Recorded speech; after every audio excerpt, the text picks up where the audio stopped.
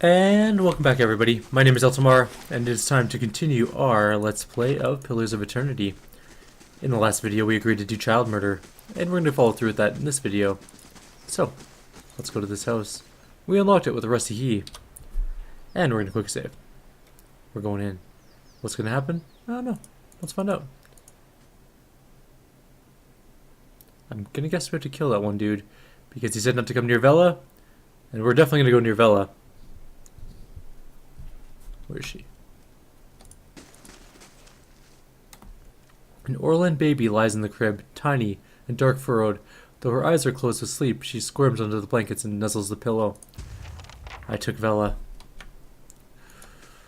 Oh god, this is the evilest I think I've ever been in a game. I mean, I have done some evil things in games. I have mowed down pedestrians, killed innocent people, wiped out towns. I don't think I've ever sacrificed a baby to steal her soul. Oh, god damn it.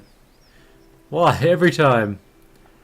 Lyra's weapon is drawn, his eyes burn with anger. He looks more like his father than ever. I knew my father was a soulless beast, but you? I'd hoped you would choose differently. I was just gonna take her someplace safe. Not a chance, Esther Moore. So he didn't believe my lie. With good reason, I wouldn't believe my lie either. I'm not gonna lie, it was a pretty terrible lie. Funny. Alright, let's go blast him with that. Get some magic missiles going, and break. Shoot that thing.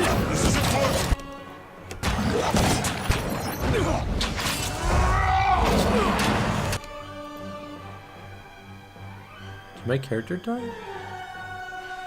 Oh, god damn it, Edir got taken over. Stupid ciphers. Not Edir, kill that warrior. This isn't working. How much life does Lyris have left? Not a lot.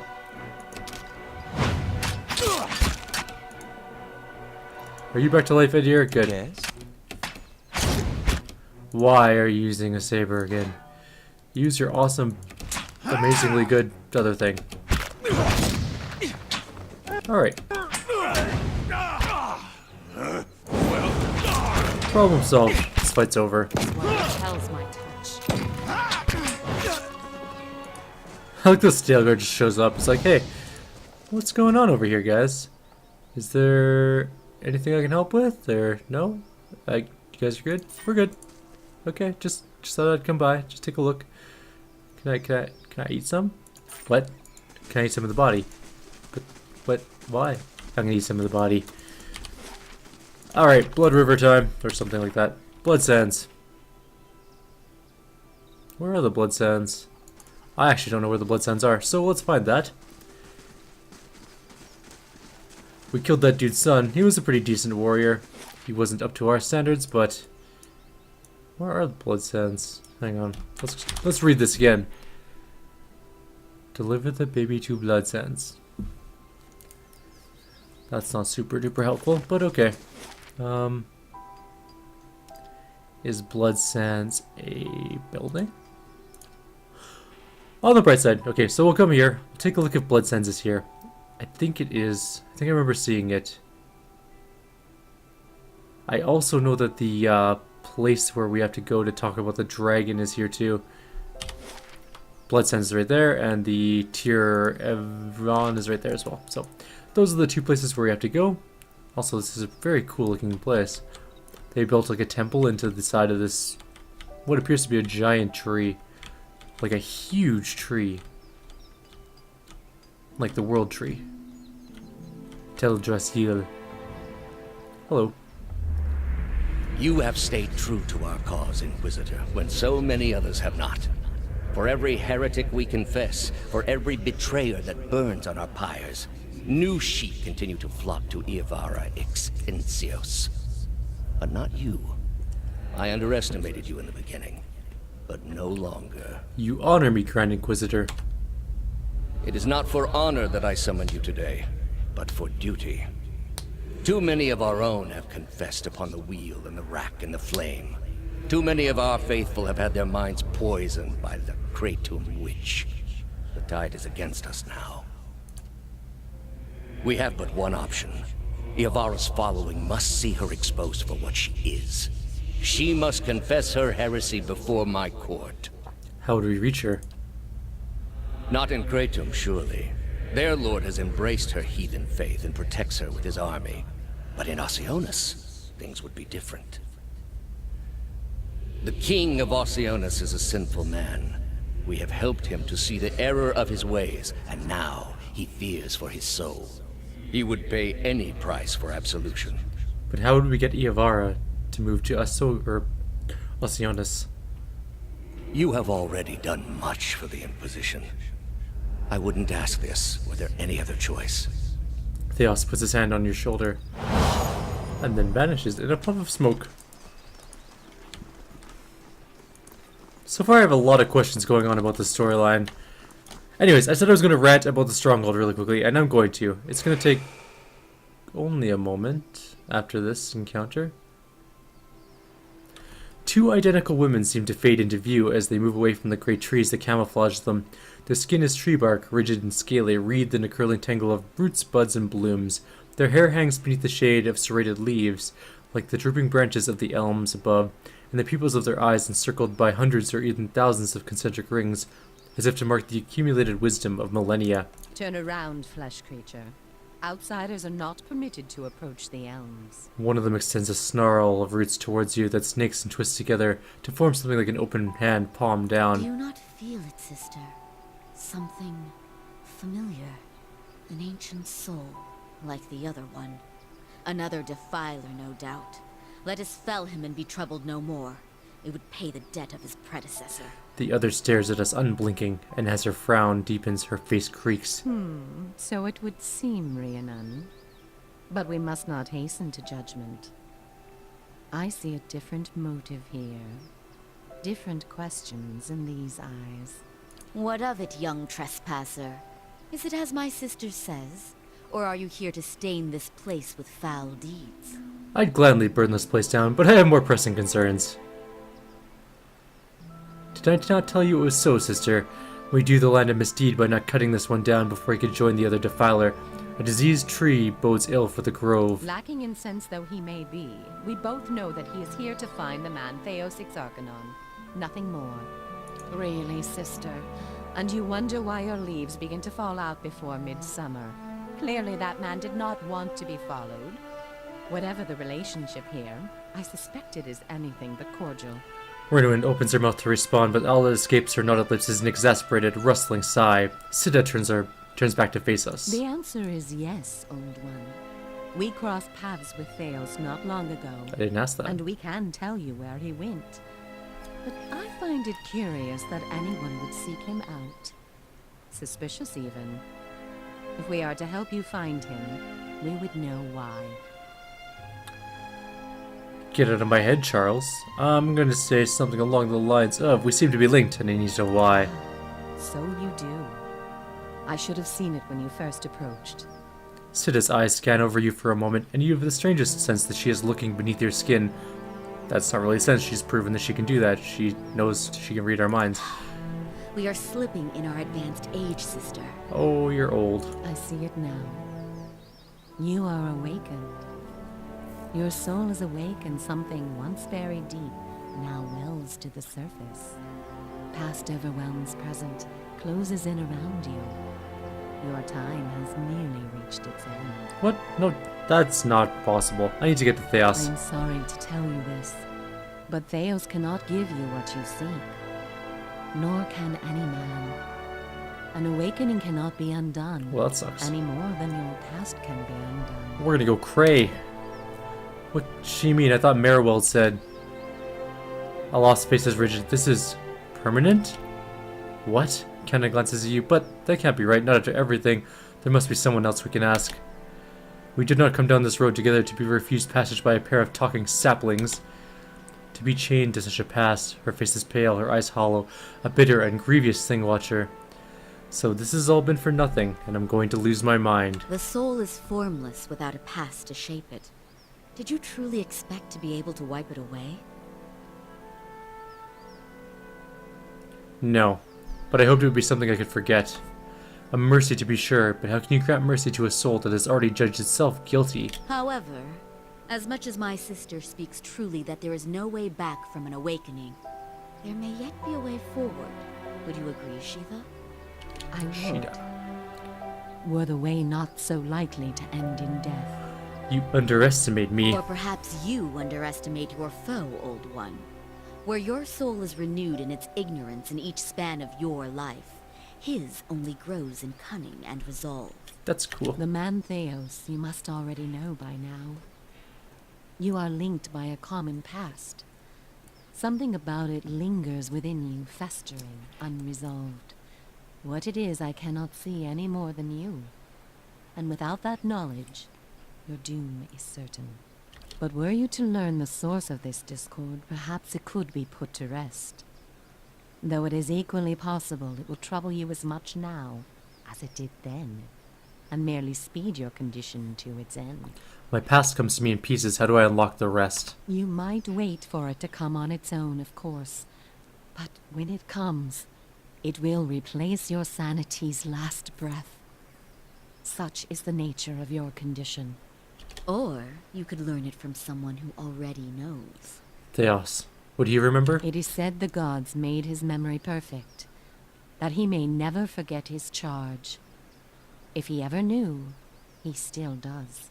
Interesting. Not that he would tell you, of course. I'll beat it out of him. You have followed the right person for the wrong reason, it seems. We see it often beneath the elms. The soul dragging mind and body to unknown places for unfathomable reasons. You may have wandered into Theos's path many times, in many lifetimes, without an awakening to show you why. The only thing that's certain is you did not find what you sought. You said you know where he went. He has gone down beneath the tower to a place older than we, where the people of Engwith once walked. He makes his way to the buried city, Sun and Shadow. May he stay down there and rot with the remains of his people. He may yet. He won't be returning the way he came, that much is certain. He opened a secret path in the tower's base, and saw it destroyed behind him through some vile means. Is there another way to get to him? We know of one. On the burial isle, through the court of the penitents, Braeth Yaman. A shortcut, in fact. Don't be cruel, sister. The way my sister speaks of is not for the faint of heart. A great pit at the center of a forgotten court, where faiths were judged in place of crimes. To most, it is simply a gateway to death. With the help of the gods, it can take you where you want to go. What do you mean, with the help of the gods? The pit is said to have been a means of judgment by the gods. Those cast into it are meant to die. It is that way you must pass to reach Sun and Shadow. The court is old. We do not know much for certain, but it would seem only the gods themselves can grant passage. What is this court? No more than a ruin now. It is older than we. A place for the trial of heretics. We were not here to witness it, but at one time there was a group that refused to acknowledge the gods. Neither the first nor the last, of course, but these were numerous and all put on trial for it. Those who did not repent were cast into the pit and imprisoned below. The fall killed them, of course.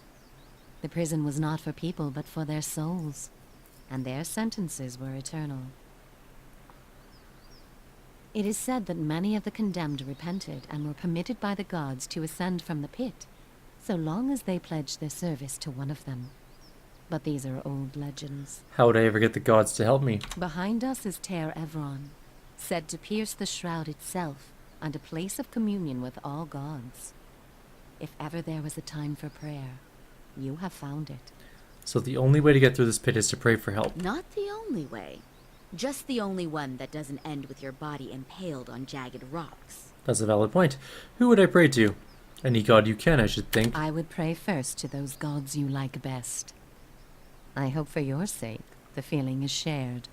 How do I pray? Ter Evron is also called the Hall of Stars, and the stars show us the allegiances of the gods. When stars are in conjunction, we know the gods they represent are aligned as well. You should choose a place to pray where you'll be closest to those you want to hear you. If a god stands alone, you should pray to that god. If they band together, you should address them all. Choose your words wisely, for all gods expect proper homage, and none has patience for fools. Before right. you go, tell me this, old one. I'm curious. If you were to subdue your enemy, what would you do with him? What would give you peace? I would take his place in power for myself. What a sad little creature you are. You truly do belong with Theos. Go and bury yourself with him. All the same, think on this matter. Be assured in your course. In the end, it may mean all the difference, not just to his soul, but to yours. And be warned. Some questions have answers that can never be learned, and it is those that trouble the soul above all others. May you find an answer to yours. I don't need your answers. Well, I kind of do. But first, let's go do this quest. We're going in. Anyways, my little rant about the stronghold is I have no idea what its purpose is. Like, I'll give you an example. In Baldur's Gate 2, there were several strongholds. There was the warrior stronghold, the ranger stronghold, there was the priest temple, there was the paladin order, there was the mage sphere, and there was the rogue guild. All of these had different purposes and different storylines associated with them, and they were really unique and engaging. So the warrior stronghold was Darnay's stronghold, or Darnay's keep, and it was a place that you took from trolls, and you're governing it in place of its daughter that can't actually ascend to power because of the way that succession works in that realm. So you're the caretaker, and you have to deal with the people of the land. There are bandits that have to be dealt with. There's floods. There's all those kind of things. The rogue guild is very similar. You have missions to go on and chores to do and all these things you have to get done, and you're running this thieves guild, and good and bad things can happen to it, and it all has a storyline. The mage sphere is very similar. So you take this planar sphere that can travel through the planes, and you must train apprentices and do all this kind of stuff. So it's really, really neat in that regard. And then you get this stronghold in this game where once you finish building it, it's pretty much done. I don't have to do anything with it. Like, I can do most of the stuff from here, which is fine. I don't actually mind the garrison-like quality of this where you just quick select everything and do whatever you want. But once you build all of these little things with their little numbers and you get your security and your prestige, that's it. That's all there is to do here. There's nothing else to do. There's invasions that come every once in a while, but they, again, are sort of pointless. They don't have any resource gain for doing them. If you use auto-resolve, they just break your keep, so you have to show up and actually solve the problem yourself, or it won't go well for you, Yes. and you just have to spend more money on it. I don't understand its purpose. And I know I've heard it's supposed to be for, like, the place of basing for future expansions, but in this game, it feels like it was sort of tacked on at the end. I don't dislike it. It's neat in its own way, but I just don't get its purpose. I really don't get its purpose. Alright, let's move on from there. A dwarven man stands motionless near the roaring fire that lights the cavern. Your sacrifice feeds the land supplicants. Come forth. A gust of smoke curls around him, licking the charred flesh that bulges on his forearms. They suddenly flex. Estremor. The dwarf holds his fist in a tight grip. Your kin doesn't come here to share with the tribes. What do you want? What is this place? Blood sands. The dwarf picks on his scarred forearm. His guttural sigh mingles with the crackling of wood and bones behind him. As I said, Estermorn rarely visit our halls. The Glenfathan call this place the Blood Sands. We call it home. The Ethic Null have tended to the land from within this cave since before the arrival of the tribes to Twin Elms. Garros crosses his arms. Be warned, Estermor. We bleed life to nurture it. Our sacrifices may strike you as savage, but the health of these lands depend upon them, and it is unseemly for guests to insult their hosts. Tell me about the sacrifices. Garros spreads his stocky legs apart and locks his forearms. Everything must die to return a new Estermor. Through the sacrificial rites, we offer supplicants the honor of giving their most precious gift back to their brethren, back to the land.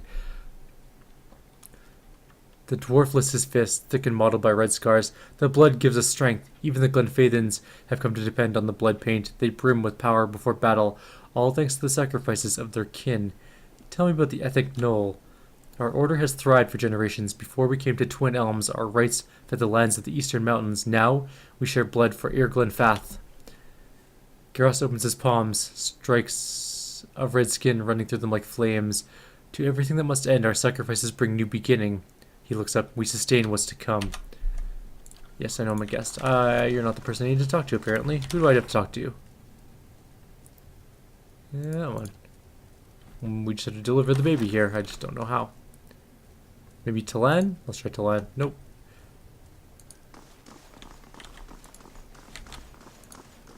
What does this say? Essence taken by force may sustain one, but essence given freely empowers many. Interesting. Interesting. Let's go wandering.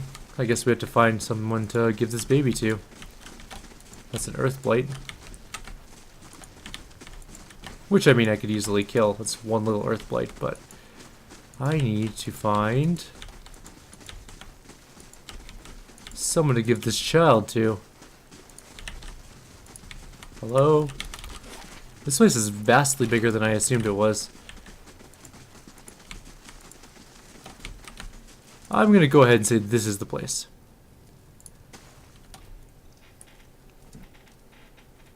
As your blood flows, so shall your essence. Your life's energy shall feed the soil, and your soul's energy shall enrich the community. This is by your own choosing, supplicant? A dwarven man stands on a raised platform. Beneath him, an elf lies prone on a stone table. As you get closer, you can hear the dwarf speak in a gravelly monotone. Yes! The elf's voice is high, but even. The dwarf grips a hatchet in both of his hands and raises it over his head. He throws his shoulders forward and swings the weapon into the elf's chest, connecting with a meaty thumb. Blood gushes around the blade, and the sacrifice's screams rend the air. The lost lips curl with disgust. That's why I prefer the wand to the blade. Despite his earlier agreement, the elf thrashes on the stone table, his torso arching, while his blood and arms remain tied in place. Meanwhile, the dwarf spreads his arms wide and allows blood to splatter his robes.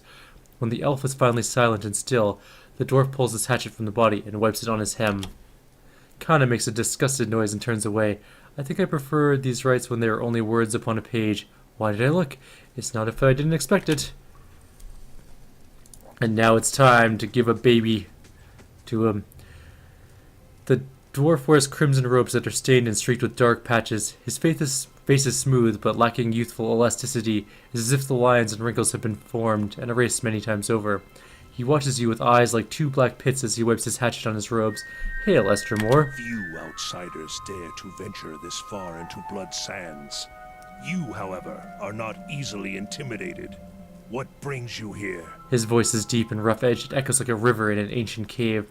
Who are you? I am the Archdruid of the Ethic Knoll. For centuries, it has been my duty to guide our rituals and guard our knowledge. His black eyes glitter. It is work that requires a certain resilience, but it is not without its benefits. Reston's eerily smooth face is motionless as he watches you. You murdered a man right here. I did not think the Bleakwalkers were so squeamish. It was a sacrifice, and one willingly entered into. The survival of all things depends on balance. Give and take. The smooth skin at the corners of his mouth and eyes wrinkle for one brief instance. The principle lies at the heart of all power. Expending something of value releases energy that can be channeled by those who know how. He tilts his head towards you. All Kith, whether or not they care to admit it, practice this. We take the yield of the land and the flesh of beasts to live, and we give our blood and sweat to propagate the things we desire. I can see what you mean. Then you are wiser than most. There is much power in the world for those who have the will and the knowledge to tap into it. His black eyes dance. I invite you to explore our halls and speak with our supplicants. One can learn much by observing the sacrifices others are willing to make for a greater purpose. Perhaps you will even consider making a sacrifice of your own. He opens one hand towards you. The creases and nails are darkened and brown. Not all of our sacrifices are written in blood, but the most powerful are. Tell me more about the Ethic Knoll. We are a druidic order that has been in Twin Elm since Engwithan times. Our founders came from the White Marsh, seeking a place where we might practice our beliefs in peace, as it were. Unlike most of our Glenfathan brethren, we seek answers in the world around us, rather than the teachings of the gods. We believe that all life has power, and that this power can be siphoned and conducted. We are not, as some suggest, madmen and murderers. All of our rituals are conducted with willing participants through methods that have been tested and refined over centuries. He nods, his black eyes shining. This allows us to create the war paint for which we are respected, if not loved. I want to know more of your sacrifices. A guttural laugh rumbles from his throat. We merely believe that, in giving up something of value, the energy from that sacrifice can be diverted elsewhere. It is not so different from what folk practice all over the world. If you want to turn the soil, sail a ship, or move a cart, you must expend energy. He smooths his robes, but we're best known for our practice of kith sacrifice. That is the most potent form of sacrifice because it releases the most energy. We distill the essence of an entire soul into raw power that can strengthen the body and fortify the soul and extend life. More than a little different from sailing a ship, kinda squirms. An interesting perspective, even so. The Glenfathans are never half-hearted in their superstitions, are they? How are you different from the Ovates of the Golden Grove? A dry laugh that rips from his throat. Golden Grove? I remember when Arona came up with that name. He gives you a darkly gleeful look.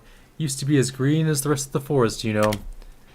We're more similar than they'd like to admit. We both believe in achieving power without the double-edged aid of the gods. But their fantasy is pure creation, something from nothing. They blind themselves to the fact that all life, from the mightiest dragon to the slimmest blade of grass, requires death, and the greatest ends require the greatest sacrifice. I agree. I just make sure I'm holding the knife. He gives you a cool smile, an enviable habit while you can maintain it. Make sure it doesn't catch up with you. That's all I want to know. Okay. I guess this is not the person we give the sacrifice to yet.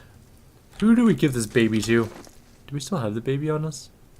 Wait, where's the baby?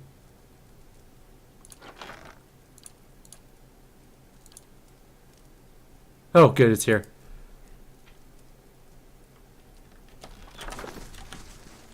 I guess we don't give the baby to him, so let's look around for more people to kill this baby. I feel so weird killing a baby for this. This is the fire sacrifice chamber. The heat emanating from this pool threatens to singe the flesh of your face. I like our cat just keeps following us around. It doesn't care where we go.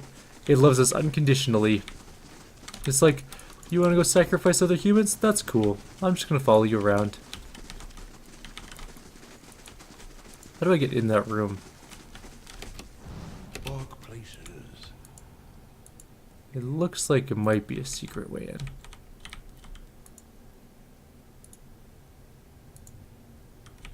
This I haven't seen. That's exactly what I was looking for.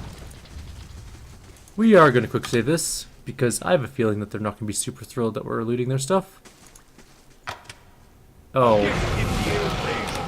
I'm also going to quick load that because I don't want to blow up my group. And we're almost at half an hour, so we'll finish looting the chests. We'll call it a video. In the next video, we'll find the priest that we need to give this baby for sacrifice to. They shall see nothing while I see much.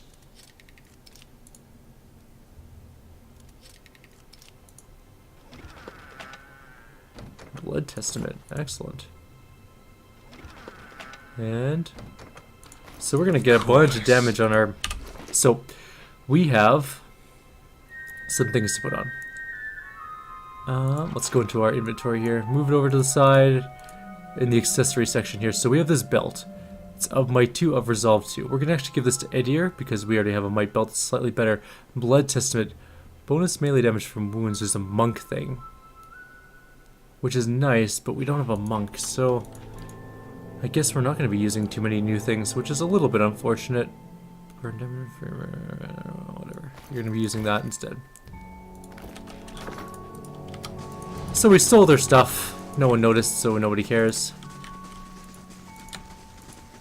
And I guess we're done this video for now. We really need to find the person to sacrifice this baby to, but I'm going to guess we're going to do that in the next video. So, like always, if you guys have any suggestions or comments, please leave them below. Otherwise, I'll see you guys next time. Light